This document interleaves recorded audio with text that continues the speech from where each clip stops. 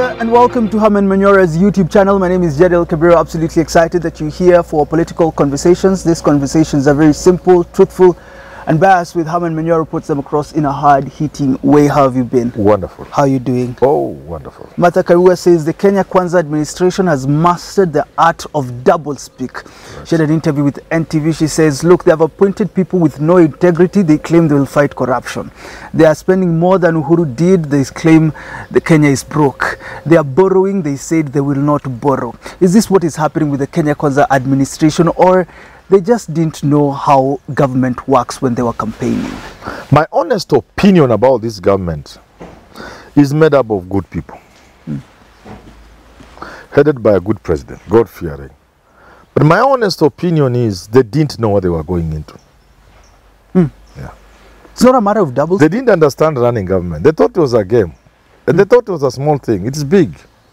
They are yet to come to terms with what government is and what running government is. When we speak of doublespeak, you're speaking about, you're saying there is no money, but you're spending even more than Uhuru did when it comes to travel. Gachagua, of course, says, look at the value of traveling. Is this doublespeak? It's not doublespeak. It's just learning what government is. They are learning what government is. They don't understand. What is that learning that you're saying? You see, you can be deputy president of a country the way Ruto was for 10 years or thereabouts. But you are never quite part of government. You are not part of running of that government. The infrastructure of government was away from you. The bureaucracy, the system itself. You are never part of that system. Despite the fact that it was in so that you didn't even understand. Let me give you another good example. In 2012, we finished Kibaki's term with Kalonzo Musyoka as his vice president. Is that right? Yeah. With Moses Masika Wetangula as a key high-ranking minister. Is that right? Yes. And with Raila Odinga as the prime minister. We assumed the next election will be theirs for the taking. These guys failed. Of course, there was some gerrymandering, which is normal in politics. The reason why Raila did not become president in 2013, top on the list is he was not part of government. He didn't understand government. Yeah, he didn't. So you actually agree with people that say that the deputy president, he didn't understand government. Uhuru's time he was not part of the government. Yeah, we can say, okay, you know, because the idea is with the politics, all the good things that happened during Jubilee, you want to be part of them. You want to say you are the ones who did them. The truth is, you are very far from the kitchen. Munakaa na Uhuru pale State House, mnaongea kwa prime cabinet, mkiondoka anaita kinywa. Naambia tarehe hapa iko namna gani? You think you are part of government. You are not. You don't understand government. Ruto is trying to learn what government is. This confusion you see is trying to learn the ropes, what government is. When you look at the way they are borrowing, they said they wouldn't, and now they are borrowing to an extent that nobody would have expected. Even President Uhuru Kenyatta didn't borrow the way they had. Now you're looking at them saying they're traveling because there's value. It's because they don't understand the government. That's why, for example, in some jurisdiction like the UK, look at the people who become prime ministers. Insiders. A guy who has been running the treasury, chancellor of the exchequer. Some people of that nature, they are really insiders, they understand government. If you get an outsider, he can mess you around, the Boris Yeltsin and the like. So people like Ruto are yet to learn government. Because you see, the problem with our system is neither completely presidential like America, neither is it parliamentary like the UK. This confusion means when you become president, it will take you time to learn how to run a government.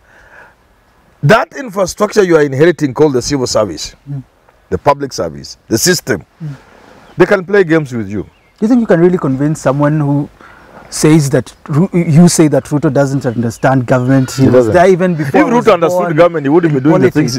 If he understood government, he wouldn't be doing the things he's doing. Yeah. Secondly, you know, you can receive support from quarters because they know you are weak. And they know it will take time for you to become your own man, to find your own standing, to find your own bearing. And this is part of the problem Ruto faces. He received support from quarters. And those quarters knew it would take time for him to find his own grounding, to find his own feet.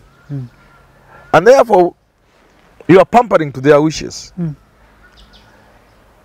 Yeah? That's why Raila is coming. Yeah, unakuwa kikaragos na ujui. They are just, because if people supported you, some systems in Europe, wherever it is, and you know, there are systems, there are groupings, there are persons, there are individuals, there are countries, there are interests. You can find yourself moving around the world, not because there's anything you are going to do, but because it is important for them that you go there, though that in some quiet environment, away from home, they can put you in some corner and you decide and strike a deal with them. Yeah. So you can see the president moving out of the country, you think it is him who wishes. So is that your answer for Raila? Because he says you borrowed 213 billion within a day, 1 week before financial year ends. He's wondering why you are a captive. You are a captive. The reason why we were borrowed domestically, and I was very happy to hear Jimmy Wanjigi, my friend, talk about this yesterday on Citizen TV. The reason why we are over borrowing domestically is not that because we need the money. No, there are people who want to lend that money at abnormal profits. Interest rates. Some of which to make a kill. Ruto's campaign. So those people are now on Ruto. They are through with Uhuru Kenyatta. They have made their money through Uhuru Kenyatta. Now they want to continue making money. And they will hold Ruto. Those are the guys I suspected, who are part of the deep state, who are part of the system, who are the cartels, who had promised to help Uhuru to deliver Raila, but who saw an opportunity to cut corner and tell Ruto, look here, we can help you. We don't trust this Ruto, this Uhuru. Why not trust Raila? We can help. We don't trust them. Why not trust Raila? No, they knew it's a better opportunity, because you know it's easier to manipulate Ruto than you manipulate Raila with Mother Karua there. It's common sense. And then also, if you get somebody who is drowning and you pull him from the water, he will appreciate that more than somebody who was walking on the road and you helped him. Yeah. They knew. That's my own suspicion. But you remember Ruto was leading in polls. So Which you look, no, listen. These polls, and I said, and I can say again and again, Ruto had a head start. BBI had tied Raila's hands. Raila couldn't even say he was going to run. I even interviewed him for a TV station in his home in Bondo, or Potter Farm. I tried to push him. He told Manyora, I know you are taking me. I'm not saying whether I'm running or not. I've not said anything. He couldn't say because of BBI. And by the time Raila is saying he's going to run, remember it's November of 2021. Barely 9-10 months to an election is the time you are saying you are going to run. You remember that? Yes. All this time Ruto was running against William. Are you getting it? Yeah. So initially it looked like it was Ruto's game. But Raila, being the politician he is, and with the support of the system, entered this game January, February. By April things were beginning to change. Let me tell you for a fact. By May, Ruto had lost the election. There was no way he was going to win the election. By June, it was confirmed. And I kept telling people, and I kept giving the figures and numbers, region by region, blow by blow. There was no way Ruto was going to. And he knew it. Even his friends who are my friends, tell me by June they had lost it. They knew they had lost. Even as they were going to vote, they were voting knowing it's a lost vote. That idea that Ruto was unassailable died from April of 2022. At that time, Ruto was at his most vulnerable. And these guys saw an opportunity. You suspect? Yeah, I suspect. They saw an opportunity to strike. The Mount Kenya Foundation, the whatever. Remember, it is my thinking. Yes. I'm not accusing anybody. So you can't even take me to court. Okay. It's my reading of the situation. They saw a drowning Ruto. And they said, we can save you from drowning. It's the time they changed from Uhuru supporting Uhuru to support Raila to supporting, including many public servants, top civil servants. So that's why people think Uhuru actually supported Ruto. Yes. No, it may be yes or no, or he was abandoned. I'm saying these guys cut a deal with Ruto at that time. And now it's pay time. So, because they see, here is a guy without very strong international or even local standing. He doesn't have international networks. He doesn't have international standing. He doesn't have a base even locally. He's just, look at the people who are supporting. Wannabe politicians, junior politicians, all the senior men and women who understand this country are with Raila and Uhuru. So, they could see this is a weak man. If we support him today, he will always appreciate. So for the question so these things Kinamada Karua are calling double speak. No, it is the confusion.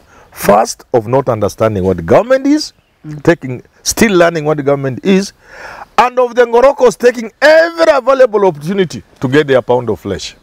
But why not tell the people straight up that this is the situation, this is where we are, we need to borrow? Why not tell people straight up instead of saying we're traveling because of there is value in traveling, we have appointed these people because they can work despite the integral questions? Why not just tell people straight up that the situation is difficult. It's not a situation that is rendered itself to objective truth and reality.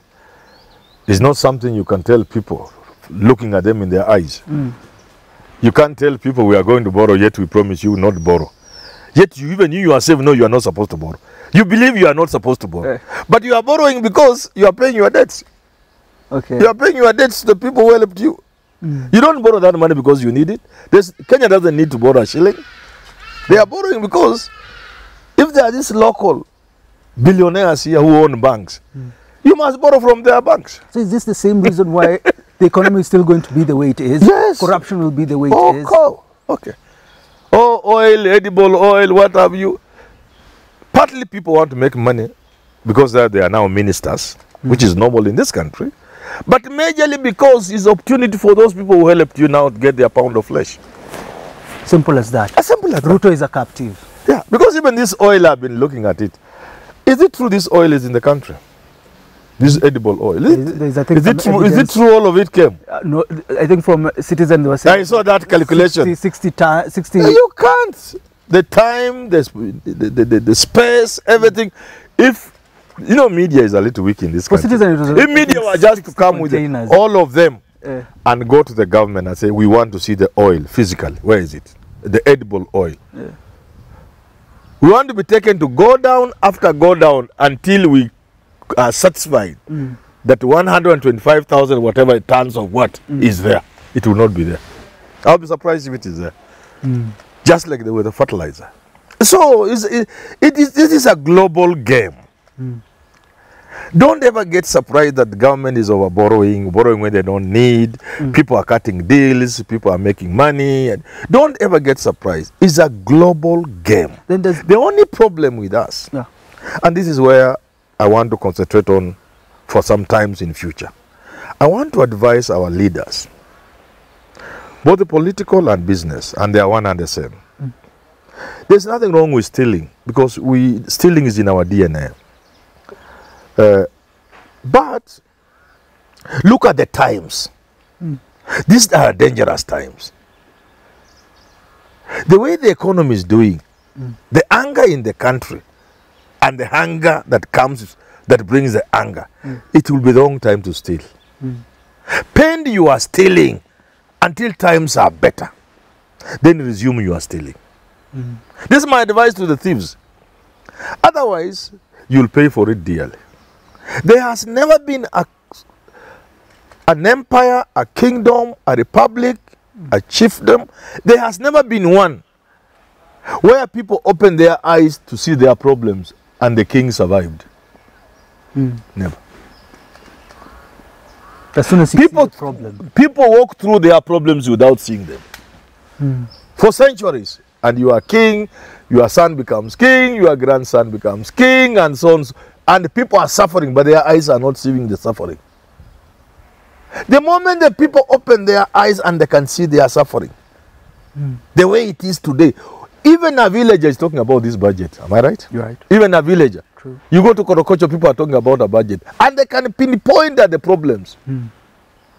They can look at the 16% VAT on diesel and petrol, and they can tell you the effect. People can see they are hungry, feel the hunger, and they can know the source of that hunger. Not because, oh, you know, the way people live in society is they accept their fate. They even see it as natural that they should live in Kibra when others live in Lavington.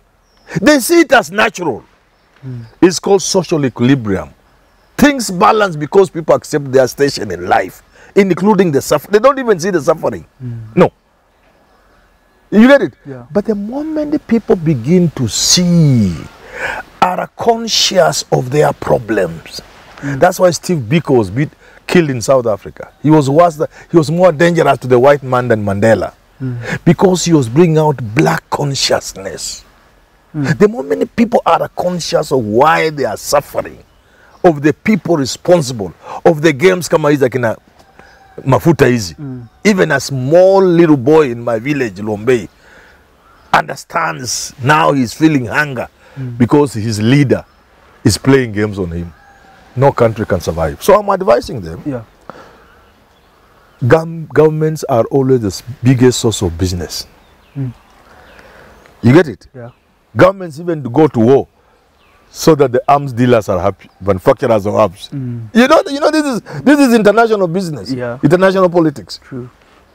But always you balance. So our thieves, our leaders in Kenya, this is the time for them to be aware. Any more crude, stupid stealing, stupid, crude borrowing and spending, this excessive travel by the president everywhere across the country and out of the country, excessive delegations of ministries to where, Geneva, where, people know they will bring them down. The country will go down, but it is them who will suffer more. So saying even though the president is a captive, he needs to create a balance. He must understand. It's time for him to find his feet. Everybody, including Kim Joe, whatever it's called. Kim Jong-un. Kim Jong-un. Yeah.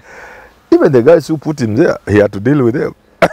You have to look at the people who helped you in the eyes and tell him the ship is sinking. We will not go beyond this. Balance their greed.